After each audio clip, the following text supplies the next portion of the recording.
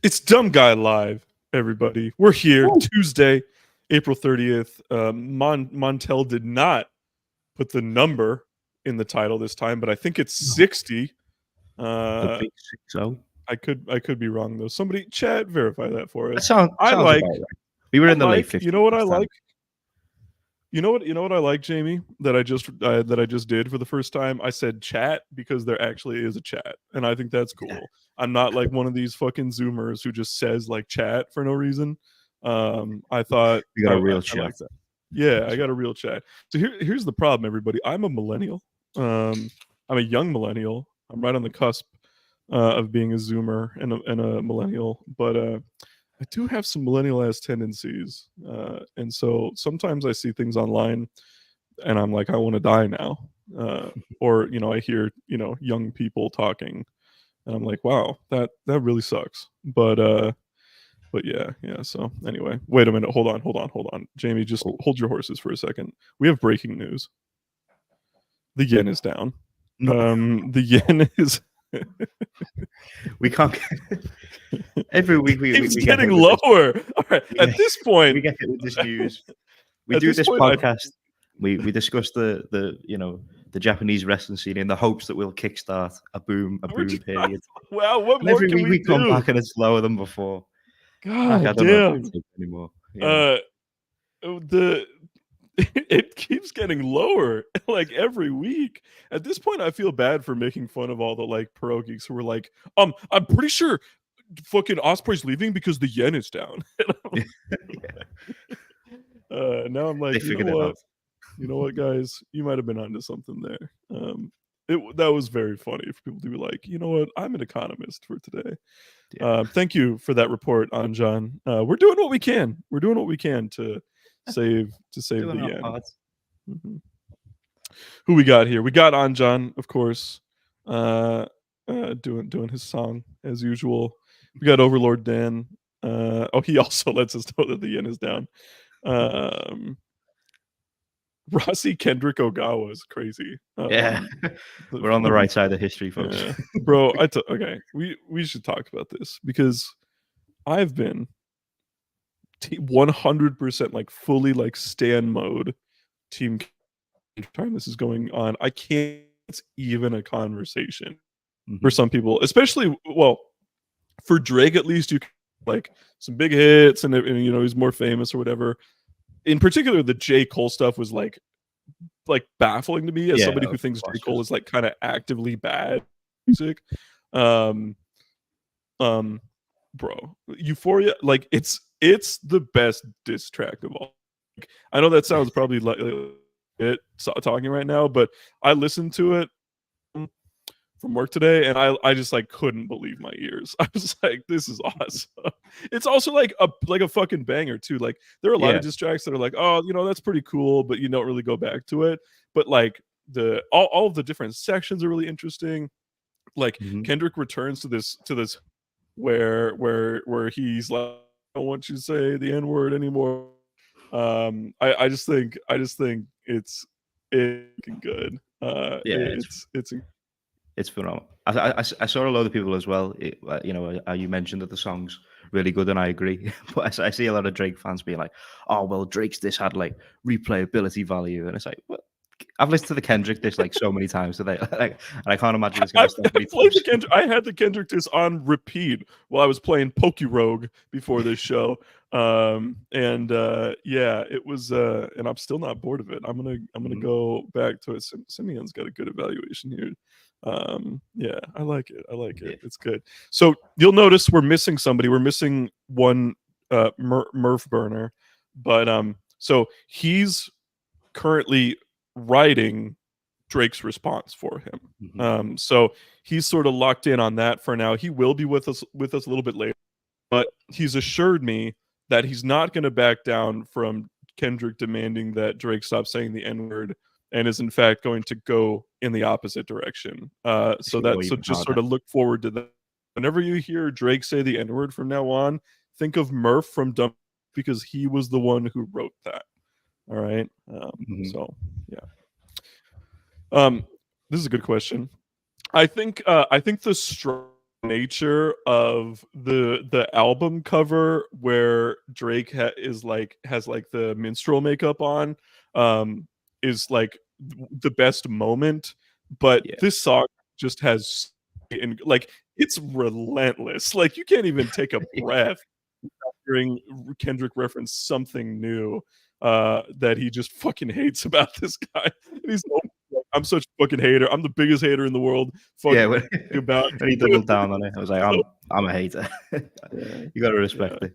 it's incredible. Yeah, so good shit. Good shit. I love Kendrick Lamar. I think To Pimp a Butterfly is the greatest hip hop album of all time, and I think Drake has made like 2 good albums in his career. Yeah. So yeah. All right. With that, the hip hop podcast is over. Let's talk about some hip hop, but I do think has had just as much drama this year, and that is Joshi Pro Wrestling. More specifically, we had Stardom All Star Grand Queendom from the Yokohama Buntai this weekend. This their first time ever headed to this venue, and it's one of Stardom's biggest shows of the year, and I would say it largely delivered on its promise. Overall, big picture thoughts. We'll obviously go match by match here, but with all the Marigold news that's happening, Jamie, how did you think? How well do you think Stardom delivered on what is one of their biggest shows annually at this point? Mm-hmm. Yeah, I enjoyed this show. Obviously, the circumstances around it are a little different from last year. Last year, also Grand Queendom was my show of the year, and I think it kind of overall blew this year's event out the water. But obviously, very different circumstances. And this was kind of a first real test for Taro Okada as the booker in terms of the direction and where he's going to take the company. And I think there was definitely a lot of excitement coming out of the show. There were some matches that really delivered. Obviously, the Mayu and Sareee match, which we'll get to, and a couple others. And there were a few places where I thought they missed the mark slightly, but overall, I would say I had a fun time with this show. And there are definitely a lot of things that I'd recommend you go and check out. But we'll get into that right now. Yeah, I think I liked this show even more than a lot of people did. I thought it was really great for at least the second part, which was the most important part. It wasn't one of those Stardom cards where it's like, I think of this show last year was like one of the, it was in my top 3 shows of the year last year. It might have been my show of the year, either that or I think Forbidden Door. I can't remember. But the it wasn't quite on that level to where like every match start to finish was really excellent. But I do think the second half of this show, the final 4 matches, I think were all excellent, and there was enough sort of, I guess, story moments in the first part to keep me engaged as to like what was going to happen next. Yeah, it was a super noteworthy show in terms of what we got coming out of it, and some surprises and title changes, stuff like that. So Jamie, since you follow the actual like day-to-day storytelling beats of the promotion more than me, I'm gonna have you take the lead on the recaps, and I'm just gonna do my analysis from here. Anything to report on the pre-show? I didn't watch the pre-show. Was there anything from you to say, or should we kick it off with Rena defending the future? Yeah, nothing really. Just standard stuff on the pre-show. So Future of Stardom Championship, Rena versus Sayaka Kurara. Successful defense in this match. I thought it was all right. I kind of expected Sayaka to get the win here, but she did not. Yeah, I don't think this one quite hit the heights of some of Rena's like most recent title defenses. I think back to the Yuzuki match and even the Moran match most recently. I think they had this match beat, but Kuraka's still very, very early in her development, and I think for her level of experience so far, it kind of delivered on what this match was intended to do, which is to give Rena another successful defense and give Kurara her first kind of taste of a championship match on a big stage. I wasn't kind of expecting Kurara to get the win here. I think they're heading towards a match between Rena and Hina when Hina's back in the fold, and I think that's where we probably get the title change.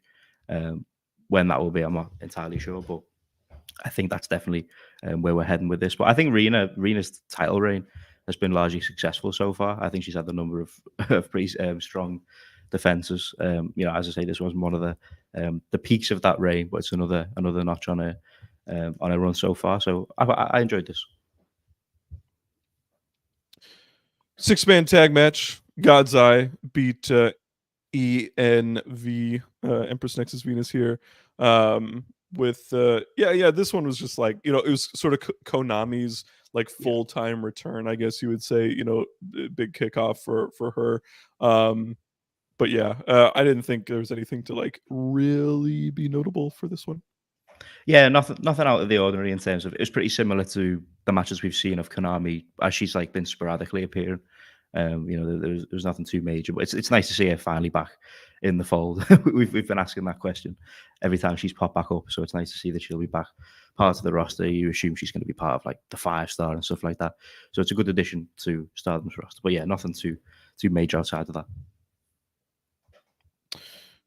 We had for the high speed title. This was interesting. This was not the result that I expected from this match. Saya Kamatani won the high speed championship for the first time in her career. First time in a long time that you would say like a borderline main event wrestler has held this championship. You could kind of say that Riho was kind of like that when she won it, but she was kind of unique situation. But really past that, it's been since Mayu Iwatani, all the way back in 2017 when she had the crazy like year plus reign for like a main event level champion of this championship. And while I thought the match was like nothing crazy, I'm kind of over Kaori Yoneyama, Fukigen Death and all that type of stuff. But and also like Saya Ida doesn't fit this title at all, so it was weird that she was in there.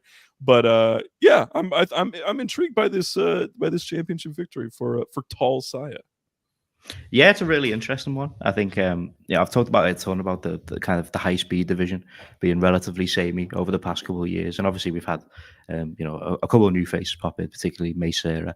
Was obviously a big addition, but it's largely been dominated by the likes of the Azumis and Starlight Kids. But now they've kind of progressed. It was going to be interesting to see what direction Stardom would take with the title. So seeing it go on to Saya Kamatani is a very interesting move. The match itself was nothing too crazy. It had a couple of comedy moments as you'd expect with Fukigen Death, who's like, by the way, always one of the most over people on the roster somehow. So fair enough to her. Saki Kashmir as well, unfortunately seemed, pretty obviously had an injury during this, and it was reported afterwards that she had hurt her ankle. So, hopefully she's back soon. But yeah, I'll be interested to see where Kamatani goes with it. I'd kind of expected her to be a strong favourite heading into this year's 5-star Grand Prix, and that may very well still be the case. But we'll see where she takes it with this title. But it's exciting for sure. I gotta be honest, I'm starting to become less and less a fan of this title concept. It just doesn't do that much for me. Like, it's I guess it's interesting to have a match where you can, gather a fall from any point, any point in the match, the idea that they can end at any time. But I don't know. The matches I rarely ever remember a high speed title match like for anything that happened. They're very sort of skippable, I think, or disposable, I guess. So I don't know.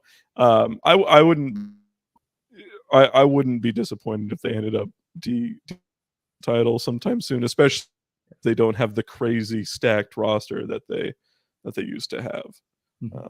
Yeah.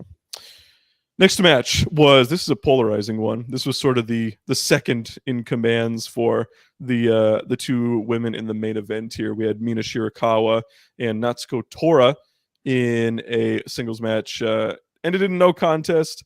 I don't know. It was just very the comparison is House of Torture to the Soedo Tai stuff, and I kind of agree. It was just kind of it worked more for me in the main event, but I didn't really need to see a preview of it in this match here, I guess.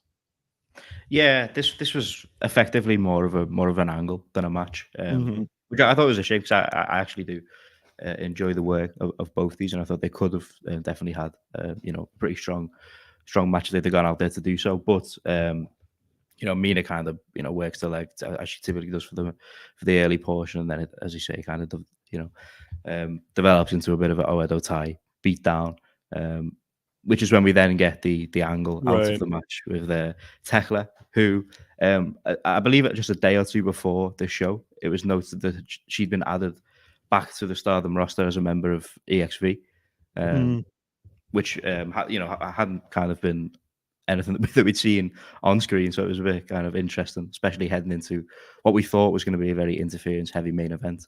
But she comes out looking like she's going to make the save for Mina, and then hits Mina with Natsuko Tora's what is it, like a steel pipe or something like that, to cause the no contest, and she officially joins Oedo Tai. She announces that she's back. She's looking to kill idol culture. So it's very interesting development with the factions. I'm a fan of Tekla. I don't think she's like a top tier talent or anything, but I do think she's a useful kind of player to have in the mix. I think she can kind of mix it in with anywhere on the card, and usually deliver. So it's an interesting gift for Oedo Tai, especially when we consider the developments with them a little later in the show with another faction change. But yeah, we're interested to see where she kind of ranks, given that the other change. So we'll see where this goes, but definitely more of an angle in this one than anything you need to check out for match quality. Yeah, I think she definitely sort of presents herself as more of a heel generally for Tekla. So I think this makes sense, and I like kind of the swap, so to speak, that we end up getting later on in the show, a couple matches later. But before that, we had the Legends showcase match. Meltier took on Aja Kong, her first time ever in Stardom, and Kaoru Ito, who is very old and very terrible. Yeah, I mean, this was one where this was probably the one match in the show that I liked less than a lot of people. I just would have rather, I think Natsupoi and Tam Nakano are two of the very best wrestlers in this company, and I kind of would have rather had them seen in anything else, anything that had stakes, anything that had a championship or a rivalry to it, as opposed to just sort of a showcase match for legends who are literally 25 years past their prime. Yeah, I agree. I think it's kind of particularly disappointing when you look at, you'd imagine from everything that we've kind of heard so far, and just generally in kind of a business sense, that Meltier are going to be two of the biggest kind of players in this new era of Stardom, on the kind of different leadership, totally Bushiroad led creative. They seem like kind of the two stars that they're going to be honing in on. So them being in this spot is a little disappointing. And obviously it's two big names, but in terms of what you're looking for from a Stardom pay-per-view, it's not exactly either of our cups of tea. But I do think they kind of did their best to make something out of this, as I expected them to. They kind of threw themselves at these two legends. But when you have Aja Kong out there, typically you need someone, if it's going to be in a tag set, and who can kind of carry most of the, to do most of the heavy lifting in there in terms of kind of, taking the majority of the match and structuring of the match. So when you throw in Kaoru Ito as a tag team partner, who's even less mobile at this stage and just generally nowhere near as exciting to still watch, the result was what it was. She did nail Natsupoi with a couple foot stomps that looked pretty nasty. But yeah, and then Aja Kong gets the pin on Tam Nakano, which I was not expecting. I expected them to win, but I thought it was going to be Natsupoi taking the fall. But with a later development in the show, I don't mind Natsupoi not being the one to take this, because obviously if she's going to challenge for that white belt, taking a loss earlier in the pay-per-view wouldn't have been too great. But yeah, not something I hope that they kind of keep repeating on these Stardom shows. I think we talked about it a lot when they did the Legend show, that these these dream matches at this stage aren't always the best kind of move. But I definitely do think they may run that Tam and Aja singles match down the line, considering the finish. Back to more Oedo Tai drama here. This was for the Goddesses of Stardom Championship. I think maybe some of as sort of walking through it, criticism around this show was just, it was so trick. And for a big culminating show like this one, you generally want there to be more, I don't know, more completion to the stories as opposed to like angles setting up everything else, which I guess makes sense. They do have to fill out a summer before 5-star season, but yeah, there was a lot of fucking Noedo Tai on the show. And that was Crazy Star successfully defending their Goddesses of Stardom championships against 3 other teams. Azumi and Miyu Amasaki, Hazuki and Koguma, FWC, and Ruak Starlight Kid. I thought this was a strong 4-way match. Just lots of action, lots of exciting, just moves, like interactions, good stuff, like some up and comers mixed with some veterans. I just think it was a really solid matchup overall. Good spots as well. And yeah, but obviously the notable stuff is in fact the post match here, where first of all, FWC makes the challenge. They're going to be just sort of have like a team versus team challenge, as opposed like a 2v2, as opposed to I guess a 2v2v2v2. But then Oedo Tai turns on Starlight Kid, and then Tem Nakano makes the save. So Starlight Kid looking to be a part of Cosmic Angels, her first time leaving Oedo Tai in like a year and. Is it a year and a half or 2.5 years at this point? Maybe 2.5. She's been in there for a little 2.5. Yeah, that's crazy. But yeah, it's been a long time for Starlight Kid there, and Oedo Tai as a heel. Dark Puroresu Flosion is gonna have to make some decisions about how he refers to her in the future. But Light Starlight. Yeah, Starlight Kid. So yeah, no, I'm looking forward to Babyface Starlight Kid. I think she had kind of plateaued in Oedo Tai and hadn't really had a lot of forward momentum. There was sort of it was weird because she had like just a couple months ago some real strong momentum behind her, where it looked like she was going to be in like the world title picture for a while and things like. But that kind of fizzled out, and now we see the result of it with her in Cosmic Angels. Cosmic Angels is also a very stacked stable too. So with Tam Nakano and Natsupoi kind of locked in as the 1 and 2 there. So yeah, we'll see what's next in line for old SLK. Mm-hmm. Yeah, I am. Just kind of firstly touching on the match. I really enjoyed it. I was one of those people who wasn't super enthralled by the multi-woman tag match, but once I kind of took in who the competitors were going to be, I noticed pretty quickly that this was going to be a bit of a high speed showcase for a lot of them, and I enjoy all the tag teams in the mix. So, and I would have been pretty happy with any outcome also. So once I kind of took that in, I was able to enjoy this one a lot more. And I think every team had their shine in this one. FWC in particular kind of always deliver, which is why I'm very, very happy that we are getting that straight 2-on-2 tag team match. I wouldn't mind a title change, but I also think Crazy Star have really gelled nicely as a tag team. So either result there will be fine with me. That was more of the case in this one as well. Suzu and May showing out a lot. But yeah, the eventual faction turn after the match came out of left field for a lot of people. I know they had teased. They had a few moments where Tam had been whispering in Starlight Kid's ear, and we didn't really know where that was going. But there was no kind of hints on the Oedo Tai end that they were about to give her the boot. So it was definitely a shocker.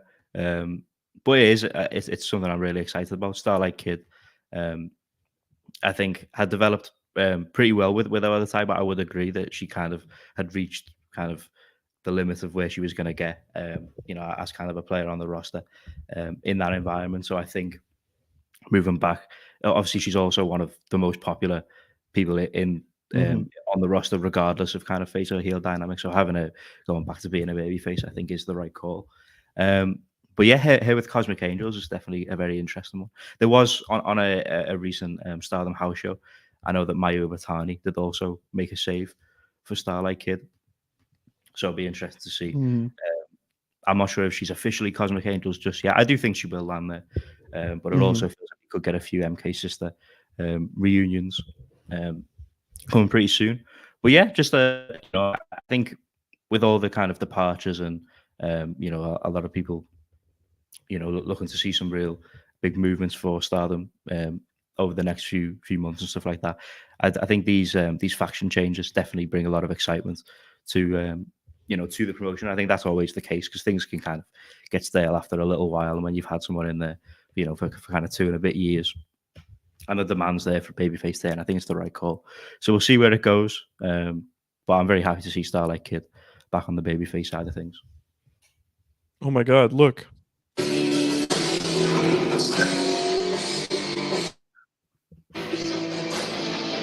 You're gonna get us copyright struck. I'm here. Let's go Stardom. Cool, Murph. Cool the moves, guy. As everyone Murph, knows. the Stardom guy. Murph, thoughts on Starlight Kid being kicked out of Oedo Tai? Well, you see, I like Starlight Kid a lot more than Tekla, and I'm not a big fan of Oedo Tai. So, to be honest with you, I'm happy with it.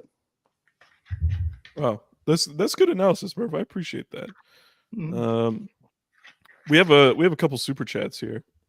This is not Black Timson. This is Bravo, and he's given us 7 South African currencies, whatever they are. I don't know. Seems fake to me, but I appreciate it. He says that there's an agenda against Rossi between AW and Bushiroad. A great agenda. I mean, probably right, but yeah, facts. We also have Dollar99 LE. Did I miss talking about the Aya Sakura dub? You did. We've got the only Aya Sakura fan in the world, and he's spending his evening watching Dumb Guy live. I really appreciate that, LE. Thank you so much. For your sake, I hope Aya Sakura continues to rack up dubs, as long as they're not against, I don't know, like Saida, you know, Tam Nakano, Natsupoi, Maya Iwatani, Ami Sarai, Shiri, Watanabe, Natsuko Tora, Ruaka, Starlight Kid, Xena. Xena. That's fine by me. Who else? You know, Meisera, Suzuki, Hazuki, Koguma. Yeah. Anybody but those wrestlers. I think that's there. If anyone like just join the show like mid that segment. I'm just great audio. I'm just listening. Riveting audio. Yeah. Listing the roster. Yeah. Was Rossi at them Diddy parties? I would certainly hope not. I don't know that he would have been invited. I don't know if that's really Rossi's scene. He's more of a Drake style partier. If you catch my drift. Whoa. Oh, sorry. Hey, Murph. We let people know why you were writing Drake's Kendrick response. I'm in the lab. I'm cooking. It's gonna be heat. The song will be fully in a Toronto accent, you know, embracing who we are, and it's gonna be fire. And so you echo everything I said about it earlier on the show? I don't know what you said. You do though, right? I don't. Metro, make some drums. Are you able to give us a sneak peek, Murph? Yeah. Come on, give us a DGL exclusive. I can't. I'm under an NDA, and I'm like Phil Brooks. Yeah, and I'm sure you are. I'm sure you are under multiple NDAs for multiple sort of Diddy style reasons. Bro, that's crazy. Like that's a crazy thing to say. Well, you were the one who said you were under NDAs. I don't know. Well, sort of some WWE corporate style reasons are why you are signed these non-disclosure. Some Chris Jericho style reasons. Chris Flagento, parody, allegedly. Chris Flagento hit me up the other day. Chris Flagento. It was so. what was that? Was that yesterday or the day before, where everybody for like 6 hours decided to like fuck Chris Legento, man. Chris Legento, bro. Fucking hate that guy. I love Twitter, dude. Like It's so they'll good. talk like people on Twitter, especially like the major like AEW stands, like they'll fixate on anything. They'll talk about anything on Twitter. It's incredible. They'll hate on anything.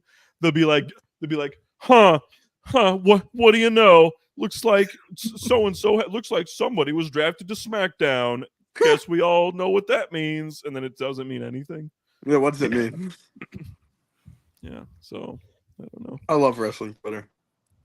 I'll never leave. It's like it's crazy. Someone I said that I made fun of the Tony Khan calling WWE the Harvey Weinstein of wrestling. Kind of a bar. Because it's fucking stupid. It's like it doesn't make it's like what? Because again, he literally employs Ric Flair. I was more confused why he started with Pepsi and then went to Harvey Weinstein. Like, could have used like a different analogy. I hate when I go to the gas station and I want Pepsi, but all they have is Harvey Weinstein. That sucks. It's always happening. Yeah, but I was like, this doesn't make any sense. And then somebody replied to me and it was like Coatmore, rape defender.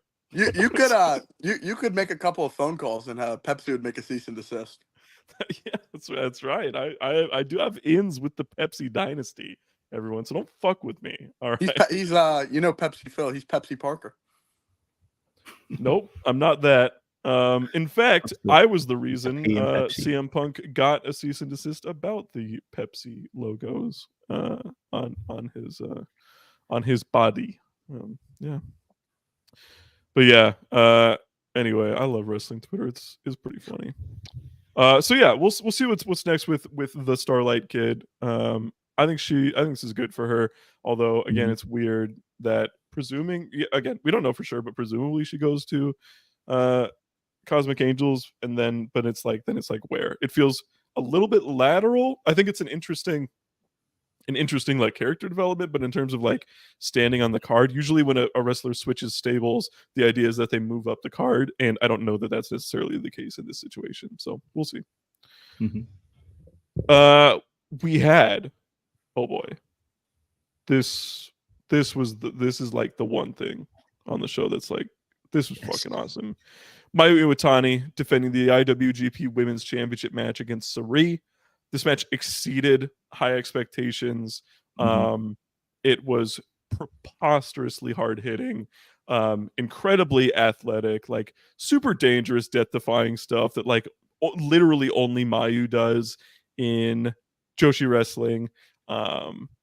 This was just incredible. I thought the Mayu Iwatani versus Shuri match was out of this world earlier this year. I think this match is even better than the Mayu versus Shuri match. Don't overlook that Shuri match, by the way. That one was fucking incredible. But oh my god, like so many times I feel like we get dream matches, and weirdly a lot of the time in Stardom, you get some of the Mercedes matches and things like that, and they're good, but they're not like whoa, they're not like mind-blowing like you might hope. No, this was the one here. Sari came in like an outsider, like just a dangerous outsider. This match was slated to happen like 5 years ago at this point at Korakuen Hall. Sari, I can't remember if Sari was injured or if that was when she like signed to WWE or exactly what happened there. But I think it was like a weird combination of everything. Yeah. I think she got hurt and then it became impossible. And then Takumi Iroha replaced her, and it ended up having an incredible match. And then Stardom made the really exciting booking decision to actually have Iroha go over, and that was excellent. So we've genuinely been waiting for this match for 5 years. Sari had an entire WWE stint in between then and now, and this is genuinely about as good as I'd have ever hoped for this match. It was incredible. It's the best women's match of the year, in my opinion, and this is the reason we love Joshi wrestling. Yeah, this the excitement levels for this one couldn't have been any higher for me. Like coming in, like I think Mayu Iwatani's the greatest women's wrestler of all time, and Sarie's very much in the running for being the best kind of on current form. So this was like, you know, this was a total dream match for me coming in, and kind of as you said, they more than delivered on that. Sarie, you know, was the aggressor in the early portion. She kind of took a lot of the early. You know, the early part of this match, she outsmarted Mayu on a couple of occasions. I think about the kind of suicide dive that Mayu miscalculated early in the match. But it all completely changes when Sarie slaps Mayu in the face, and that completely wakes her up. And from there, they kept leveling up in terms of the brutality, the kicks, the suplexes, throwing each other on the head like only these two can. So some very brutal headbutts during this for sure, and some big forearms, but just absolutely everything that you would have imagined. These two, I think they found the balance between their two styles perfectly, and it felt like kind of the best blend of a big time Sarie match and a big time Mayu match on the big Stardom stage. So I think on kind of every level, this delivered and more on you know, what we kind of expected. Mayu continues to be the best ever for me, and Sarie again continues this insane form that she's been on since coming back to Japan from WWE. She's picked up exactly where she left off. I mean, Sarie's just like she's had like no disappointments since coming back out of WWE. It's really kind of remarkable. The only one that you might say is like the clipped Mio Momono match from 01, but that was more of the card. We spent on it, 10-minute draw, and the fact that it was a Samurai TV rip. But I mean, genuinely, aside from that, all hits from Sarie in coming back. And I think that's just awesome. Like, there are a lot of wrestlers go to WWE, being on the indies or being in Japan, and then they come back and they kind of coast on their previous hype or the fact that they're an international superstar now or whatever. And Sarie's done the opposite. Cough, I Kyrie, thought Kyrie that saying, cough. Cool. I thought that in 2019, Sarie was one of the wrestlers in the world across that year. Her resume in 2024 so far is exceeding that. She's at the top right now. She only seems to be getting, and this is just this was incredible. This match by any chance? All right, cool. Sorry. My mic wouldn't unmute. I did catch the match. It was fucking awesome. Sarie, I mean, for someone who was a schoolgirl a year ago, it's really impressive. Not too much. Oh, I know you were like the biggest fan of that gimmick. I really liked when she did it with the Chase U, and then Chase U turned into like anime characters. I thought that was pretty cool, but outside of that gimmick was fucking terrible. And I'm really happy that she's been able to rebound, and now she's one of the best women's wrestlers in the world again. And I think that, she's working for the enemy, but I hope she's in Stardom more. Working for the enemy. You're very brave. This was a Marigold preview match in more ways. Yeah, this was their Marigold offer match. That number 18 jersey is vacant for a reason. Well, thankfully, my GOAT Kenny Omega, he's leading the crusade against Marigold, so he's got us. He's about to get fucking destroyed on Wednesday. Hater mode. Let's go. I got to return to this. Right here. I've been given some intel that this is about 50 cents. It's about that's what Black Tim's has donated to us. Thank you for your donation. Every cent helps. Well, hey, I don't take any of the super chats. It all goes to the Zoomers. I haven't been sent something from Monty in about a year, probably 6 months. So I think Jamie's just rolling in the dough. yeah. Jamie's been embezzling our dumb guy live money. I'm getting that. I haven't got my monthly $10 every day. His reasoning his reasoning is probably you're only on about half of our shows anyway. Bro, So number one, half of shows is crazy. I make at least 3/4. And in number two, since I'm back in Le Pittsburgh, I will be a weekly mainstay again. who is this? Who here knows who Bravo is? Who is? I need you DM me so I know who you are, Winstone. And yes, maybe you're right, Scarecrow. We've been talking about this in the Wrestle Purist group chat a little bit. We potential AFL money moves, CIO chapter of Wrestle I Purist. disagree. Keep paying me. Don't be that guy. He's crossing Jamie. the picket line. Come on. Fine, Jamie-san. All right. Yes. Long story short. Oh, and I also just wanted to shout out that Mayu Iwatani is so fucking good. Like, she's genuinely the greatest of all time. She's awesome. There's really so few wrestlers who can take a match that like people are like generally excited for, right? And then she just shows up and it just becomes like mind-blowingly incredible. Like it's genuine, men or women. It's just her, because even on the men's side, like when you see like Ospreay versus Danielson, you're like, that's going to be incredible, right? Joshi matches haven't gotten quite to the point, generally speaking, where you can like super bank on something to be like just massively good. A lot of it is due to crowds right now as well. But man, Mayu she just killed. Like, it's like right when you might be thinking that they're starting to de-emphasize her, or that she's not that important, or she's being overshadowed by the Marigold stuff or whatever, and then she pulls out something like this. It's incredible. We had the semi-main event. Sari Ano successfully defended the white belt, the Wonder of Stardom Championship, against Hanan. And I thought this was the best match of Hanan's career. I thought this match was excellent.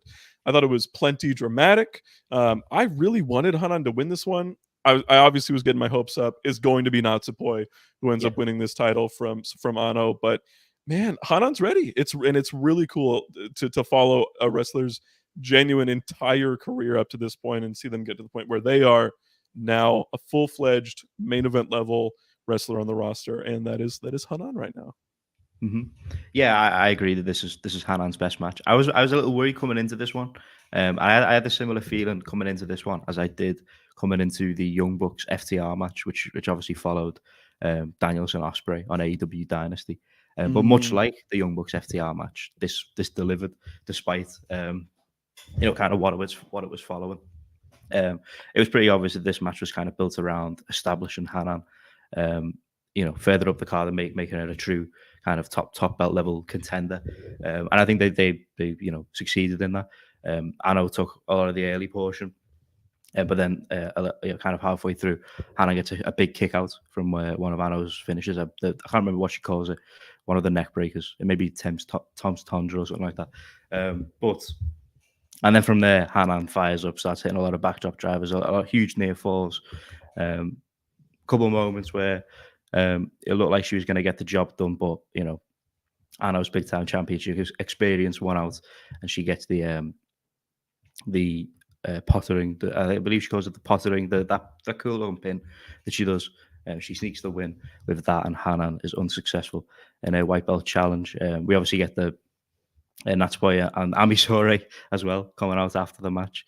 I tend to agree with P that Natsupoi is going to be the one who takes this belt, but it looks like we're going to have a little detour beforehand with Ami Sourei.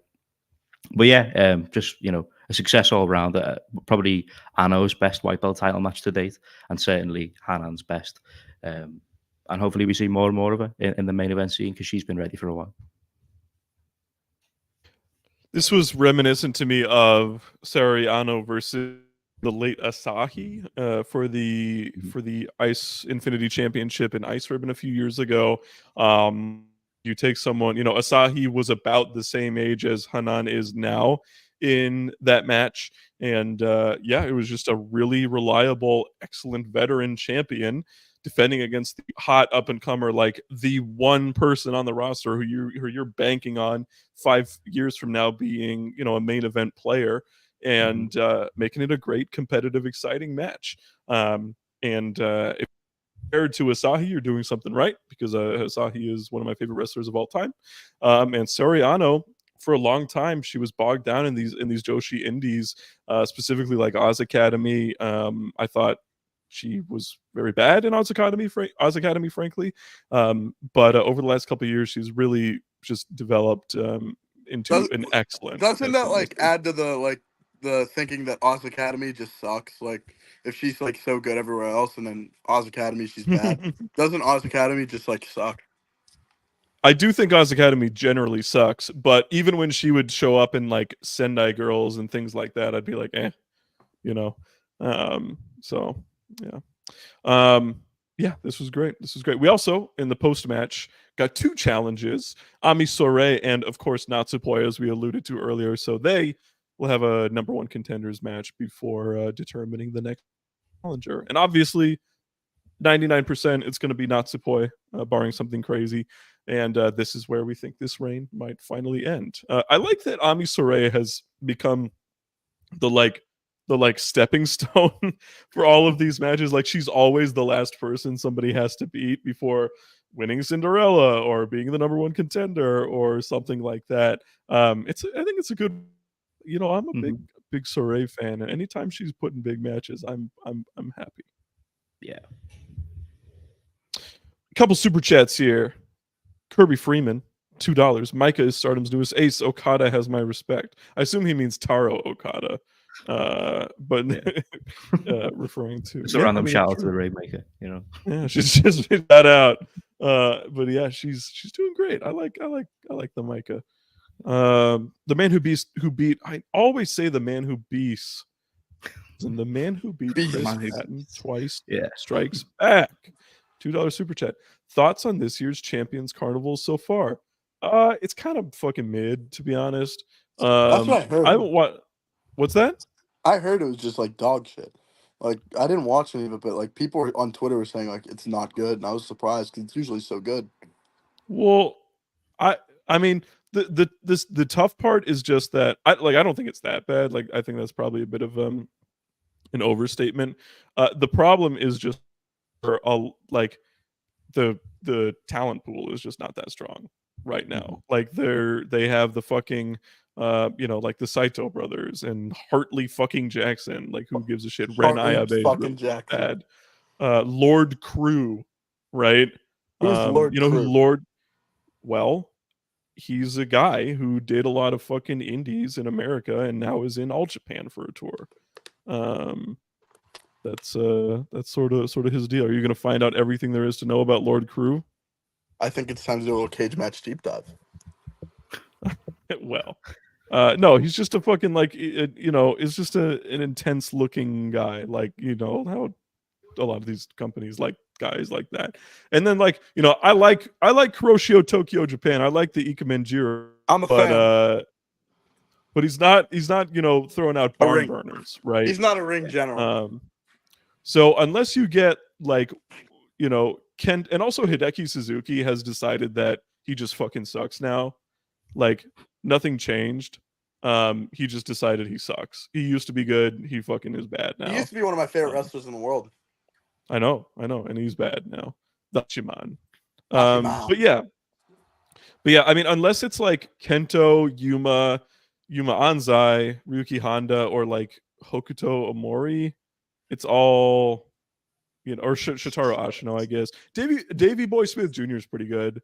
But like, if he's on the top half of the card, then it's probably not the most. He's like a guy who's a great second man in a tag team, but he's not. You don't want him to be one of the best guys in the tournament. Yeah, Suwama is finally at age 47 starting to regress a little bit, which makes me sad because I fucking love Suwama. He's the man. But he used to be like, just mark it down, incredible match no matter what he was doing. He was so underrated too. Like, nobody talked about Suwama for whatever reason outside of the tag team. The tag team people love Violent Giants, but I don't think people like Suwama's better than Shuji Ishikawa, like, all time, in my opinion. The tag team always got like weirdly big attention, but what's it called? But like It was him as a it was singles- because they would always do a big time Violent Giants match in like the January shows where you know how everybody like pretends like they're gonna Yeah, follow to All care. Japan all year because they watch the New Year's shows. Yeah. And then they don't. But Violent Yeah. Giants would always come in like 6th in the Wrestling Yeah, Observer. yeah, Like yeah. they would be like the top Japanese team just because like people felt like they needed to put a Japanese team down. So like Violent Giants would like get up to like 6, and then it was like a big deal. But like every year they were like 6th or 7th. It was pretty interesting for a good stretch. Yeah. So I mean, unfortunately, Suwama, yes, has actually started to regress as a wrestler finally. He used to be so like you could just mark it down like, and he was the guy for a while there in All Japan, you know, the main event guy. So kind of disappointing to see that regression out of him because he is one of my personal favorites. But yeah, that's how it goes. Of course, you know, there's no Nakajima in the company anymore. Unfortunately, we sort of some context around that. Still maintain that All Japan at its core just about any other promotion in the world, but the highs are not quite as high as they've been years. It's a shame 'cause a lot in the year before, in my opinion. Feels like, you know, there's so much potential there. It's just like like they need a guy or two. They need a guy or two more just to, like get. I don't know who the guy Yeah. would be, but like I hate to say it, but like Jake was a big loss because Jake was like a guy Oh yeah, you plug in as a big heel, like in a heel title match, and like you just don't have that anymore. well, they've lost like a really sort of surprising. If you're not super tapped in, they've lost like a surprising amount of top talent over the last few years. Not just Jake Lee, of course, Shuji Ishikawa, like we talked about earlier. Jun Akiyama. Zeus was a huge one, by the way. Zeus is an incredible wrestler, and he decided to do his own thing with Osaka Pro. Zeus was my favorite guy in the company when he Zeus left. was starting That to made heat up you know right that, before he left. He was starting to get like hot, and he left.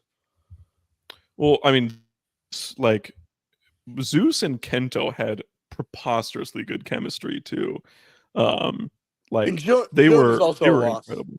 Like Jun, June, yeah, he's a loss. He's still great. yeah. So I don't know.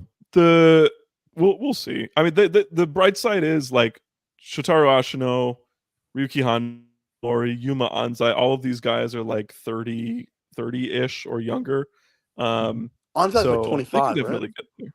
Yeah, and Anzai is obviously can't miss. I mean, Really, he's they their just have to champion. keep Anzai. That's gonna be the Yeah. toughest thing for them. Yeah, he's their guy. All right, let's get back to the freaking Stardom and let's talk about the main event here for the World of Stardom Championship. It was, in fact, Maika successfully defending her championship against Momo Watanabe in the 3 stages of hell, 2 out of 3 falls match. We knew, I mean, and it went exactly as you would expect. It was long. The first fall was won by Momo to set up Maika taking back, fighting from below. But yeah, I thought this was good, and it was dramatic enough to where they just kept. I think I would have preferred there to be no interference early in the show, but I do also think that the threat of it all throughout the show made it seem like a bigger deal in the main event, if that makes sense. Like that it genuinely could have been the difference between a win and a loss here. So that I think that added some drama. But really at the end of the day, I was like, there's no way Momo's winning this. I just never really got the sense that it was actually Momo's time. I don't know if people felt different, but that was one of the bigger detracting moments for me. However, for the entire 36 minutes, I was entertained, and there's really not much more you can ask for than that, I guess. Yeah, this was solid. I didn't totally love the execution of the stipulation here. I think my favorite kind of segments of out of the 3 of the matches was just the straight up singles. This is where I think I enjoyed this the most. So I think on reflection, I'd have preferred a straight up singles match, but there was definitely some fun moments throughout the entirety of this one. I think they were just a little bit lacking in some areas on like kind of the the more extreme second 2/3 of this match. I think they could have ramped it up a bit more in some areas, but that's more of kind of I don't think that was anything to do with like the people involved. I think that's just generally kind of the promotion as it is. It was never going to be like an extreme like bloodbath or anything like that. But I tend to agree that I was pretty entertained throughout. I thought there was a chance of a Momo win, but that kind of hinged on the Oedo Tai interference, and that's another one of my kind of coming into this match. I was a little worried that it was going to be like total House of Torture interference throughout, and then they built it up throughout the show. And then I was like, I ended up being like kind of underwhelmed at the amount of interference. They didn't use it anywhere near as much. Yeah, because it wasn't like I was thinking they were gonna go like just bonkers with it, like an evil match where the ring gets like torn apart and stuff. Wasn't that level? You're right. Yeah, but just in terms of like with the stipulation and the way they built it, I would have preferred if they'd kind of played it into the storyline where there was a reason why Oedo Tai didn't completely dominate this match. If Momo had kind of made it clear that she wanted to do this on her own, and then you still could have had a little bit of interference kind of going against that. But that's kind of a minor issue. I generally enjoyed this for what it was. Micah's reign continues to go on. I assume we're going to get eventually get around to that Tam Nakano match at some point. But yeah, capping off the show pretty strongly in my opinion, and I enjoyed this overall. So I had a good time with it. All right. The what else do we have here? I just realized we missed a pretty big thing on this show, and I'm surprised that you missed it. Of course we did. I'm surprised that you of all people missed it. I was so focused talking about fucking Harry and Mayu Iwatani were that. Oh my god. Yes, I got it, folks. After this just reinvigorated me. So after the IWGP Women's Championship match, Sari is dead. Mayu's also like kind of dead. One motherfucking, listen to me when I talk about this with my blue glasses. Tsukasa Fujimoto comes. The legend, the mother, Tsukasa Fujimoto, comes out of Ice Ribbon. She is Ice Ribbon. Yeah. And she challenges Mayu Iwatani for a match. I never in a million years thought that this was going to happen on this show. This was such an awesome surprise when I saw the news that morning. I did not watch this show live, but when I saw that news, I woke up, I was like, oh my God. Are you kidding me? That's so sick. So I'm sure most people are aware that she's like, like a an indie legend or whatever, but guys, Tsukasa Fujimoto is genuinely, aside from Mayu Iwatani, in my opinion, the best Joshi wrestler of the 21st century. Okay? Yeah.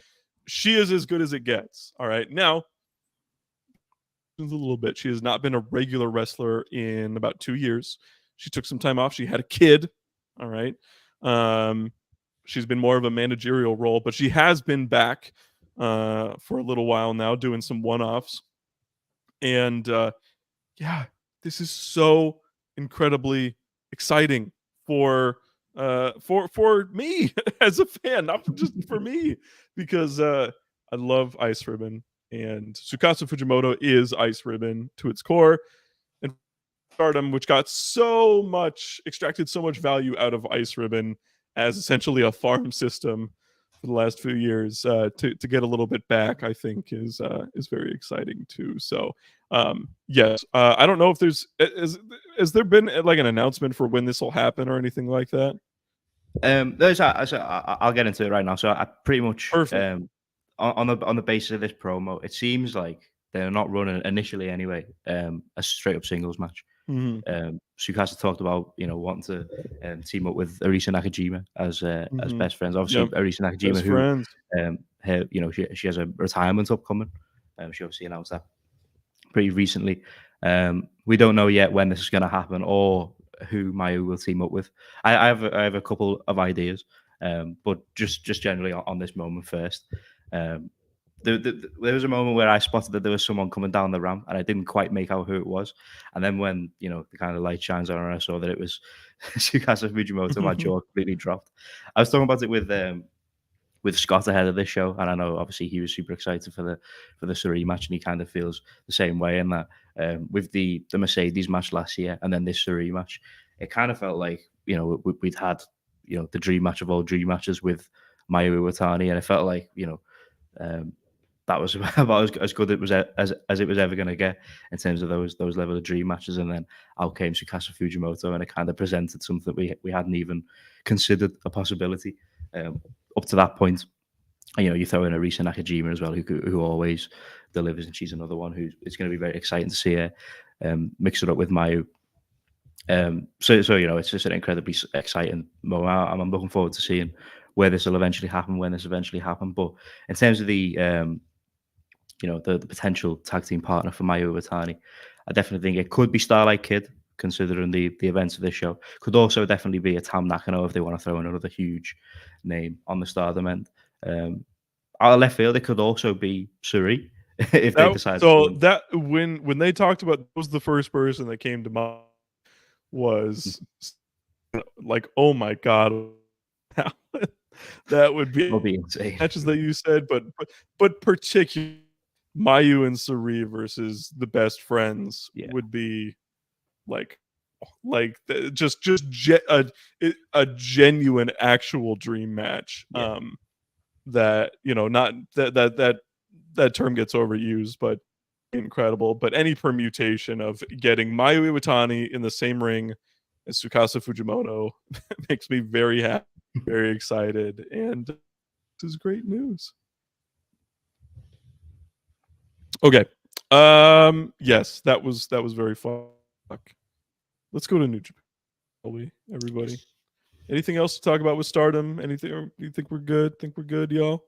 No, I think that pretty much covers it. There was obviously the Mayu and Marigold news link and that, but that's going to be a you know, kind of ongoing topic for the foreseeable future until we get contract stuff. So I think it's time to get into New Japan. So we will have this weekend Wrestling Dontaku from the Fukuoka Convention Center. Always an important show in New Japan's catalog. But man, I got to tell you, I hate ragging on him because I love the cerulean blue. These cards are not that great, y'all. It's just not kind of rough. Just not that good. But anyway, we must push on. So it's all tags for the first 6 matches of this first show. We do have 3 important singles matches. Zack Sabre Jr. makes his, I believe, of the TV championship, right? Or no, yeah, his first defense of the TV championship in his second reign against Jeff Cobb, which was a match we saw multiple times in his in his first reign. Probably looking like a Sabre retention here, but this should be really good, no matter what. Yeah, Sabre, you know, anytime Sabre's in there, he's always gonna deliver. So yeah, I can't see a title change either, but it should be pretty solid. Yeah, I think that Sabre, you know, it would be weird for him to lose in his first defense. I mean, at this point in New Japan, who would be surprised? But I think Sabre wins, and it'll be a very good match because it's 2 very good wrestlers. Jeff Cobb's one of those, like I think he's really good, but they just refuse to push him. I don't know what that's about. Murph was convinced that he was going to the fucking Fed like a year ago, and that didn't happen. So I don't know what happened there. But was I? Yeah. I do not remember that, but I'll take your word for it. We have a special singles match. It doesn't feel that special, but it technically is a match. This is a match that we looked like we were going to get in the New Japan Cup, but we ended up not really getting this match because of Finley's injury. Yota Tsuji will take on David Finley, and I think Finley's winning this one, folks. I think the Bullet Club leader is gonna beat Tsuji. Tsuji already got his big moment challenging for the title, and now he's gonna beat like a fucking mid-carder again. Yeah, and I think the shitter of the year is gonna get the dub in this of. Every time I think Finley's downfall is coming, the guy just does something like big. Like at this point, I'm done predicting that Gabe Kidd's gonna be the leader. I'm done. Like he's there's nothing we can do about it at this point.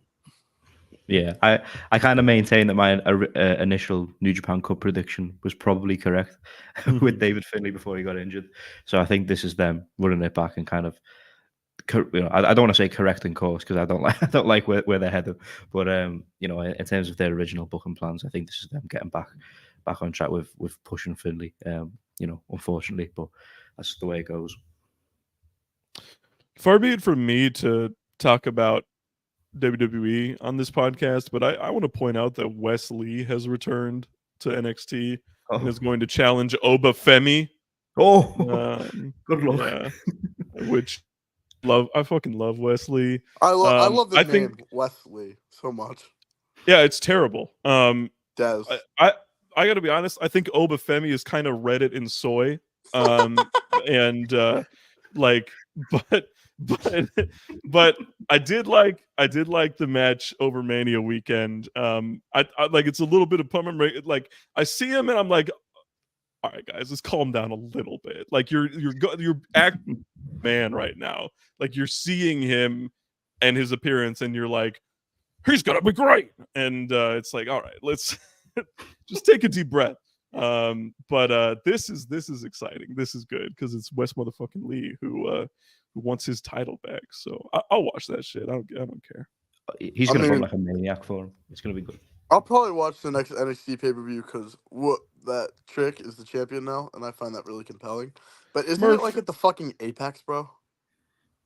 I don't know. It's like at the Apex. Like that's isn't interesting to me because the Apex fucking sucks. Like I don't know why they're like doing a WWE pay-per-view at the Apex, but I mean, whatever they. Oh man, I gotta point out just how fucking right we were about Trick Williams, dude. Murph. Like, dude, we were so right, and and nobody wanted to believe us.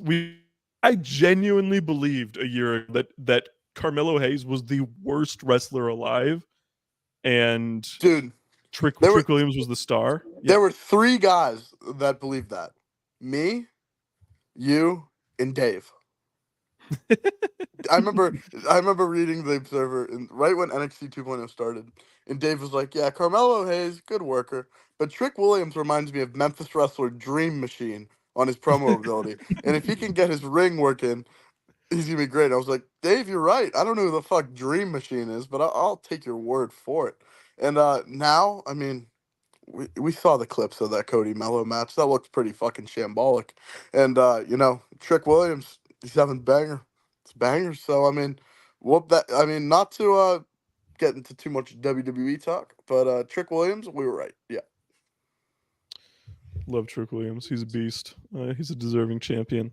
Yes. The IWGP Global Heavyweight Championship is on the line in the main event. It is Nick Nemeth, the former Dolph Ziggler, defending his title against the president, the ace, Hiroshi Tanahashi. You left the title out of Nick Nemeth's name.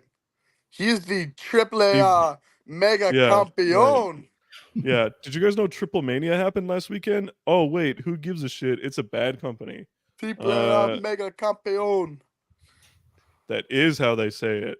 Come on. So man, yeah, that's crazy. Such an ass. Yeah, I don't know how to feel about this match. This match could be good. This match could be bad. Which is not the most not the most exciting enthralling, I guess, selling point for wrestling fucking Dontaku night 1. But what do we think about this? I think Tanahashi could win this title, I guess. Yeah, I'm kind of pretty certain that Tanahashi is winning.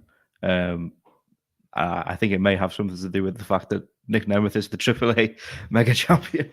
I don't know how, we know the kind of politics between the two sides. I don't know.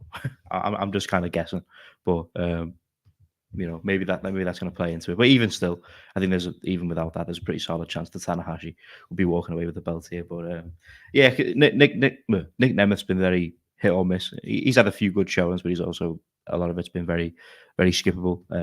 Is he even working Impact anymore? Like I knew he lost. Like, is he done with TNA? I think so, but there's about 5 people who watch it. My ass does not know. Yeah. Like, I'm curious. He was in the world title match 10 days ago. What's the end game with this Nick Nemeth run? Is he just gonna bounce around and have mid? Like, I was so certain he was going to like win the title. Like that seemed like a no-brainer for Impact to TNA to put the belt on. You know, the former Dolph I'm Ziggler calling had the gone up shit with. Impact. This is not TNA. This is Impact Wrestling, bro. Yeah. So but it's they got Matt Hardy. They got that, so good for them. Yeah. The everyone's the TJPW Impact fan is probably loving life right now. Yeah, it seems like Tanahashi's going to win this title. I think so too. Tanahashi's not at his best right now. I think this Did is a you good guys time to see the briefly clip of that talk high about. fly flow? No, was it bad? He like slipped off the rope and landed on his knees. Oh, that's not good. That's not. But like, there's no reason to lose to Zack Sabre and then not win. Like that was so weird that he lost to Sabre so quickly. So like that has to mean that he's winning this match. So I think this is a good time to actually talk about Triple Mania, since since we did it, we are talking about the Mega Campeon. This was maybe the worst one of all time. It was really, really, really, really, really bad. We've said this for like the last 3 years. But I mean Worse. this one in particular was impressively bad. There were 0 good matches on the show, 0 at all. It was horrible. They also what was I talking about? Did they? Oh no, I guess not. The 6-man tag that had Nueva that had NGD, the fucking like people who are related to the like woman beater on the was like kind of passable. Everything else was actively terrible. The main event is easily the worst match of 2024. It's pathetic. So it was Vampiro, fucking Vampiro. He's 56 in 2024. Pagano and El Messias, like who could possibly give a shit about El Messias in 2024 against Dark Cuervo, Dark Oz, and fucking Cyber. All right. Yeah. This was terrible.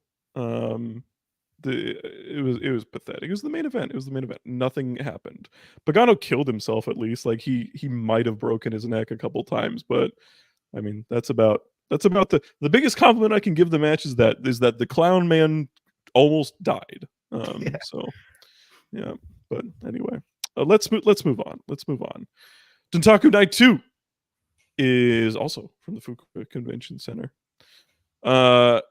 Not too much to talk about from the start, although they do have fucking Kyushu pro wrestlers on in the frontier zone, including Jet Way, who I don't know who that is, but also the other guy in the match is named Naoki Sakurajima, which sounds like a fake name. But we'll see what happens there. I do want to point out that that Nemeth and Hiroshi Tanahashi are teaming on this show against Taichi and Taka Michinoku, which is a weird fucking match. But we do have 3 title matches on the show. Hold your horses for this one. Bishamon against Kenta and Chase Owens for the tag titles. This is yeah. We talked a little earlier about dream matches. I'm thinking I'm locked in for this one. I'd rather New pour Japan might be cyanide in my eyes than watch this match. I think so. Like this just sounds like fucking torture. I mean, Jesus Christ. Yeah. Well, hopefully Bishamon retains. I will say the semi-main and the main event look excellent. Shingo Takagi defends the never openweight championship against Gabe Kidd. This is a match that we've wanted for a long time. We're finally getting it. This should be like incredible. Like the baseline expectation for this one is that it's awesome. The only way that I think that they could fuck it up is if they do a ton of like War Dogs interference, but that doesn't really seem to be their game. So I'm thinking this one's just going to be great. Yeah, they should be excellent. They're just going to beat the shit out of each other. Our good friend Lewis of Wrestle Purist, he headed to a Rev Pro show about a month or so ago where they booked Shingo versus Gabe Kidd, and Gabe Kidd pulled out for kayfabe reasons, which is quite funny, but also very unfortunate. But I'm glad they're running this back for a title. So yeah, this should be excellent. Shingo never misses, and Gabe Kidd, you know, when he's on it, is also up there in terms of performance. So very much looking forward to this. Any shots? Any thoughts, Shingo? Oh my God. Yeah, I didn't know you're pushing it to me. That's my bad. That's a very bad mistake from me. This is gonna be great. Gabe Kidd's really cool. I really like Shingo. Shingo's one of the greatest wrestlers ever, and Gabe Kidd has been really cool. You know, I think he leads into the epic, you know, Twitter stuff a little too much. But that doesn't really have to do with like how he wrestles. So I think the match should be really good. I'm excited for it. Yeah, Gabe Kidd is another. Yeah, I do think, you know, similar to how I describe Obafemi, I do think Gabe Kidd's Twitter is very Reddit but luckily you don't have to pay attention to watch his matches. Yeah, this should be great. Main event: the IWGP World Heavyweight Champion Jon Moxley. I love those words. I love saying those words. Making his first defense against the evil Ren Narita in the main event here. I think this is going to be really good. I think there's going to be some bullshit, probably some interference, but I also think that they're probably going to do some really cool wrestling. And I think I like Narita in House of Torture more than most, even though I obviously would just prefer him to be just like Ren Narita. Still, I think this is going to be a really good main event. My expectations for this are pretty high.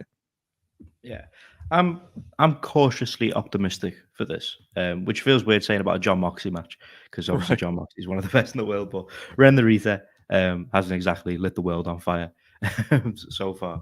But I definitely, you know, he often shows glimpses of what he could be, but he just kind of never sustains that form. And obviously, House of Torture doesn't exactly help in the way a lot of the matches are kind of structured.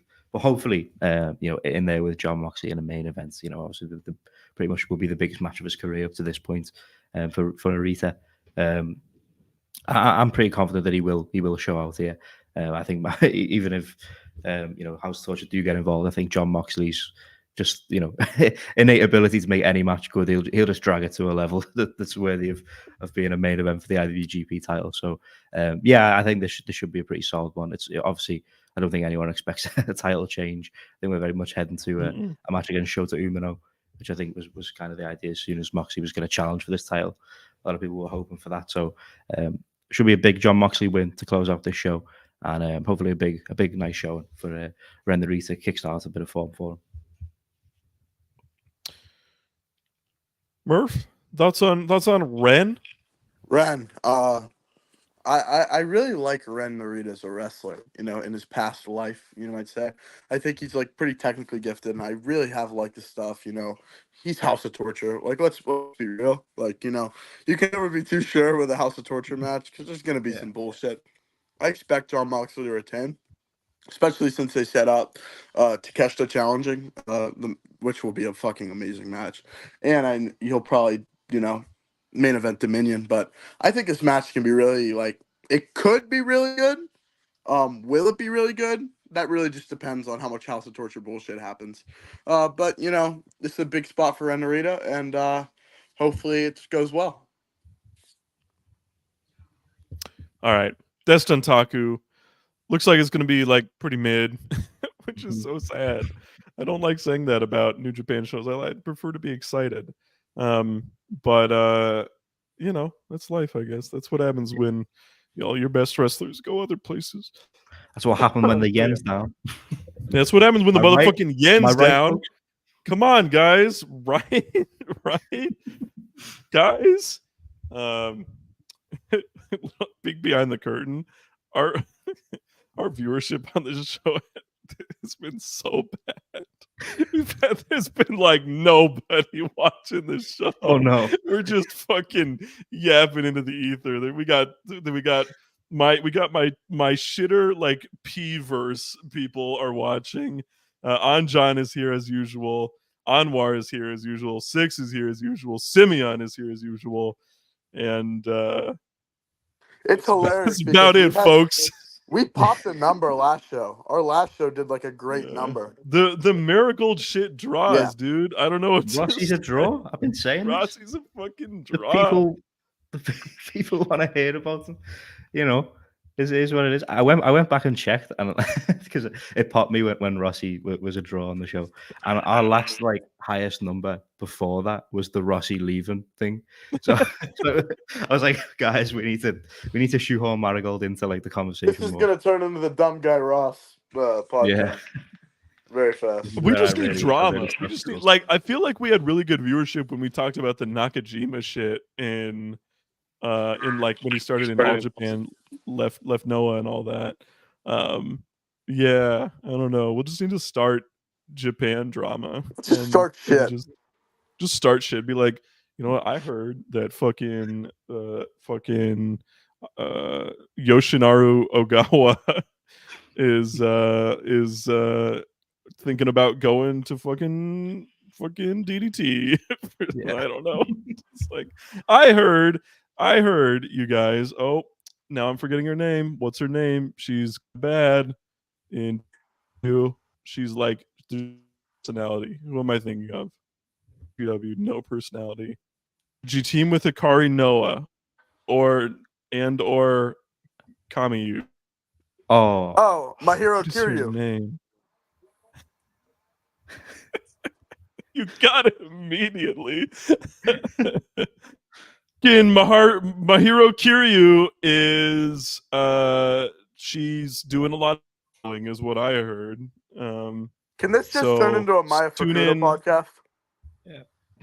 Maya Fukuda does not have a boyfriend, but she will soon. I heard Maya Fukuda's debuting at Backlash. Dude, no. Do that. She wouldn't do. That's crazy. Don't say that. I heard Rossi Ogawa has an e-drone. Rossi Ogawa has been doing dealings with the Yakuza. Just in. Well, yeah. you see, yeah, Jamie, we were making up headlines. Yakuza. And then you just said something that's actually happened. Like we were making up stuff and then you just made it real, bro. Jamie, we're supposed to be doing jokes right now, bro. Dropping scoops. Yeah. My fucking Maya Fukuda, dude. Rossi Ogawa deals with people way worse than the Yakuza. Like I heard he was in Afghanistan with the Taliban like a couple weeks ago. Bro, I love Maya Fukuda so much. She's so bad. So cute. She's facing Konami, right? In like the Bloodsport thing, I believe. Oh yeah, yeah. Facts, dude. She's, man. That's what I like to see, man. You don't have to do shit, as long as you're like kind of cute, they'll be like, I'm gonna keep booking you, bro. You gotta be on this show. I think Konami's gonna beat the shit out of her, to be honest. Oh, it's over for her. But that's what she does. Like in the first ever GLEAT show, or not the first ever, the first like GLEAT pay-per-view. Yeah, by Kyoko Inoue or something like that. It was very funny. $1.99 super chat from 6-star. The yen may be down, but the poi is up. It's true. Yeah. The poi is up. She will be challenging soon.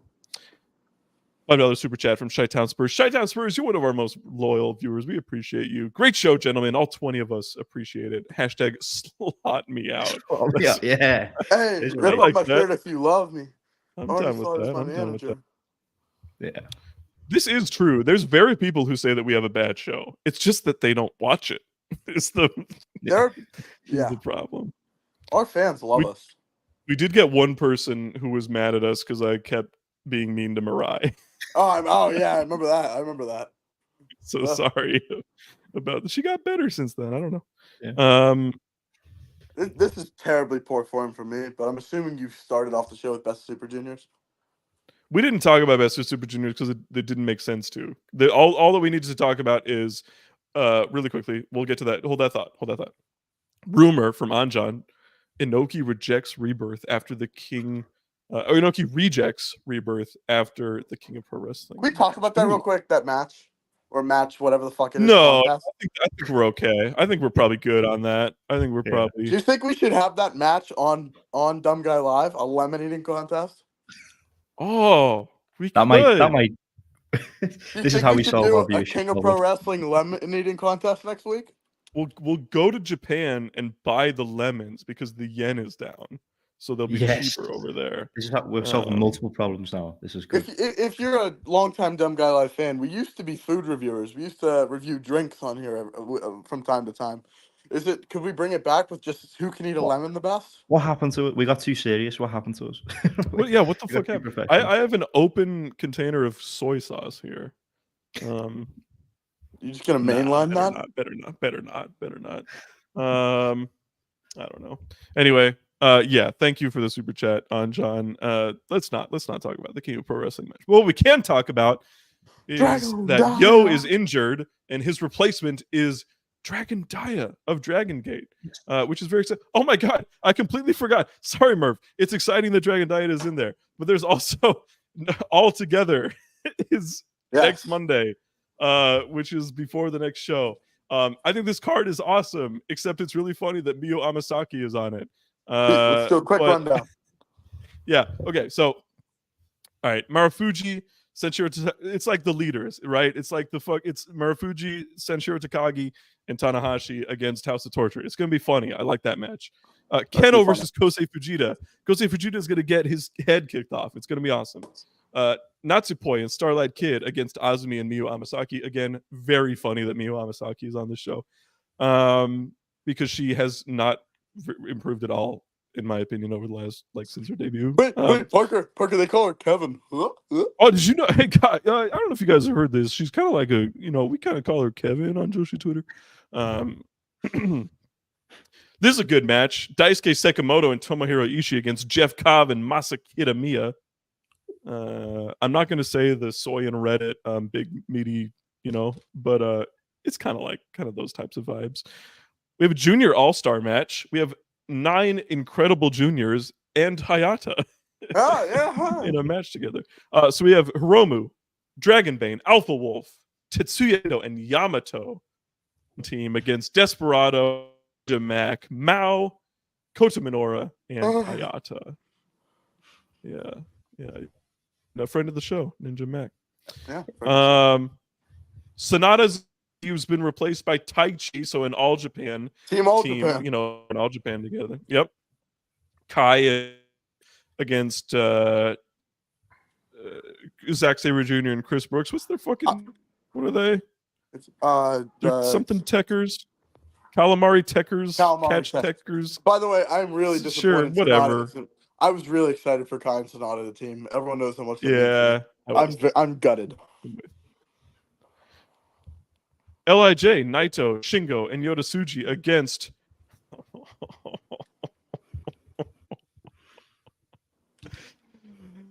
we thought this would happen, where we are getting the 2 shitters of the year teaming together. So we have Gabe Kidd. He's good. That's fine. That's all fine. But he's teaming with David Finlay, and guess who's joining the War Dogs in this match? It's motherfucking Jake Lee. Team shitter. Point to the sky. Let's go. Yes. Team shitter. I'm going to be praying for Jake Lee to pin Naito in this match. God, that would make me happy. I'd cry laughing, honestly. I'd die. They need to find a way to replace Gabe Kidd with Tangaloa to complete the trio. Yeah. They gotta just go all in. If you're gonna do it, you're gonna go 2/3. You might as well. You gotta do it. Make it all. And then the main event is 6 super up and comers from most of the promotions that are involved. Shota Umino, Kaito Kiyomiya, and Yuki Ueno, Skywalker of AEW, and cut off. Umura. You cut out. Sorry about that. Shota Umino.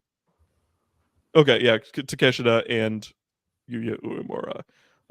Yeah, that's a great match. I love that main event right there. I think it's going to be great. Parker, can I have this is going to be a good show. No one's watching it. Can I have 20 seconds? What are 20 seconds? Yeah, that's fine. We'll lose 0. Dragon Gate has their Nagoya Spring Spectacular, Dead or Alive, and in the main event, you have a 5-way tag match. That 5-way tag match has... Give me a second. It doesn't count in my 20 seconds. Just give me a second. Tag match? Sorry, cage match. It is their classic Dragon Gate cage match. And in that match, it will be KZ, Jackie Funky Kamei, Yo, Shun Skywalker, and Jason Lee. The way it works is everyone will have a flag in the corner. The person who does not get a flag will be forced to shave their head or unmask, or in KZ's case, leave natural vibes. Damn. It feels like it's gonna be fucking KZ losing then, doesn't it? Well, it could be Jackie because Jackie wants to join Big Hug anyway. This is the end of natural vibes as we know it, no matter what. Yeah, I was see when I actually first thought I thought Jackie was the most likely, but I tend to think KZ now. And and there's also it's time. No more. I'm fuck. cutting you off. No more Dragon Gate talk. Get out of here. It's time for the Beast of the Week. Jamie, please kick us off. Well, I'll kick us off. Firstly, I'll do my Beast of the Week in a moment, but something different to start us with. Earlier in the show, we had the arrival of the only female Hall of Beasts inductee, Tsukasa Fujimoto, in Stardom. And I would like to now make it 2, because I am inducting Mayu Iwatani into the Let's Hall go. of Beasts. I agree with that Long completely. overdue. I'm 100%. She is a motherfucking beast. I'm 100% agreement there. She's I think that's the super greatest fair. of all time, and it's also overdue. And also, I have to do it now, because if I leave it too late, she'll go to Marigold, and Murph will try and veto it. So I got to get it in. You can be actually removed from. We can have a vote to remove her like they did for Benoit. I will not be letting this happen. That's still so funny. That's great. I love that's like the Observer has such good lore, and that's one of the like funniest lore moments is the vote. We could have a whole podcast in front of like 5 people about. I think we could do an hour and a half of just Observer F4W lore. Oh yeah. We talk about like Wang for 20 minutes. Who is your beast proper, Jamie? My actual Beast of the Week, because keeping in with the exact same match and segments, my actual Beast of the Week is Suri, just because I can't pick Mayu anymore. Yeah, she's absolutely one of the best in the world, probably only second to her opponents in this one. She showed out again. The run of form she's on is insane, and the dream match delivered. So my Beast of the Week is Suri. My Beast of the Week is a wrestler who I think is incredible, and it's in a promotion that we have been vocal about being fucking terrible on this promotion. This promotion is probably my least favorite promotion of all time, and yet one wrestler willed the main event of their Korakuen Hall show to be incredible. That is Mio Momino, putting on a remarkable performance against Mayumi Ozaki, who is useless, but she just had incredible babyface energy throughout. She made this show watchable when just about everything on it was a waste of time. I just thought Mio Momino was great in this Oz Academy title match. It's so funny that she fucking lost. It's such an indication of this company that Mayumi Ozaki is now the double champ in both Oz Academy and Marvelous at 55 years old. but that's what you get sometimes. Murph. Before I say my Beast of the Week, I'd like to talk about my profile picture today. I think it's very fitting. Arteta is a terrorist, and he's the modern day, Bin Laden. That's our first thing we're gonna say. And keeping my Beast of the Week. My Beast of the Week is my hero. My Beast of the Week is the light in my life. My Beast of the Week is the lock when I need the key when I need to open a lock. The Beast of the Week is the shoelaces when I want to tie my shoes. My Beast of the Week is the sunshine. My Beast of the Week is Jalen Brunson. There are. I could talk for an hour and 30 about how much I love Jalen Brunson, but Jalen Brunson truly is a 1A. Shut up, Candace Parker, whoever else said that. Who was that? Rachel. Who's the one? Becky Hammond. Yeah, she's a dumbass. Jalen Brunson is amazing. Went 47-10 in the last game. And the Knicks are currently, he has 27 so far, I believe. And Jalen Brunson's just really awesome. He's so cool, and he's the greatest basketball player of my Knicks generation. He's past Carmelo. But my Beast of the Week is number 11 from Villanova, Jalen Brunson. All right, collective. I don't know. I think the collective is just Mayu. I think that's valid. And then she's I, retiring. I was going to throw out a name, but I don't think Murph's going to like it. If it's like Rossi, I don't want it. Please. No. A collective beast of the week should be Kendrick Lamar. No. Oh! No. Veto. Nope. Veto. Sorry. Unfortunately, there's no such fucking thing as a veto on Come Dumb Guy on. Live. That's Yeah. fucked up. Nope. This is democracy. Should have. That's how it goes. Yeah. Yes. So our beasts of the week are Suri, Mio Momino, Jalen Brunson, Lamar. Kendrick Lamar. Of course, congratulations to Mayu Iwatani on Let's her go. induction Shut your into the whole Hall ass of up Beasts. and make some drums. I'm gonna mute you. Before we can. I was just say before we get out of here, I wanna steal a bit from Joe Hulbert. I will not be the first person to steal something from Joe Hulbert, but yeah, it's true. Yeah, I notice at the end of his shows he often points out the commenting on the video helps the algorithm. So if you're one of like the 20 people that are here, you know, as soon as this video ends, drop a comment about literally anything. I'd love if you commented Murph sick, like, or Murph rules. That'd be cool. Yeah, yeah. And I'm vain, so I read the yeah. So yeah, we'll like them. We'll give them a like. Yeah. Guys, how about you make sure you like the video, comment, and subscribe if you're not already. We appreciate your support. Subscribing is free. I don't know if you hit that motherfucking bell and get notifications for us too. Murph left for some reason, doesn't matter. Who cares? We're gonna leave without him. I'm not waiting for him to come back. Have a great week, everybody. We will see you next time reviewing Dontaku and All Together. There's Murph. And catch you next time on Dumb Guy Live. Talking in my backswing. That's crazy.